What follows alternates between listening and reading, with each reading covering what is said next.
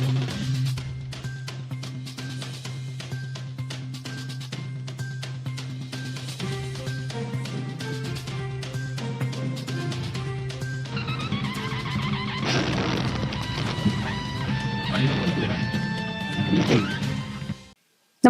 आपण पाहता हिरकणी न्यूज.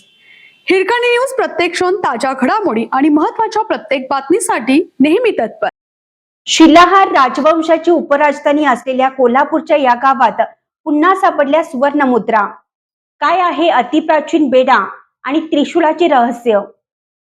सोन्याचा पाऊस पडणाऱ्या कसबा बेड गावात दरवर्षी मृग नक्षत्राच्या पहिल्या पावसात सोन्याचा पाऊस पडतो अशी आख्यायिका आहे.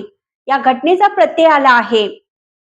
येथे 2 सुवर्ण मुद्रा बेडा सापडल्या आहेत. येथील राजश्री गजानन मगदुम आणि बाळासाहेब शंकरराव वरुटे या दोघांना सोन्याच्या मुद्रा सापडल्या आहेत. येथे 2 सुवर्ण मुद्रा बेडा सापडल्या आहेत.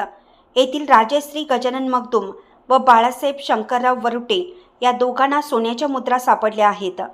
या सुवर्ण मुद्रांना स्थानिक भाषेत बेडा असे संबोधले जाते. येथील तुळशी नदी घाट परिसरातील रवींद्र पाटील यांच्या शेतात राजश्री भांगलन करताना त्यांना बेडा सापडल्या.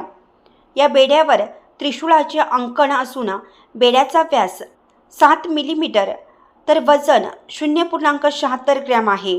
या वर्षातील ही तिसरी घटना आहे.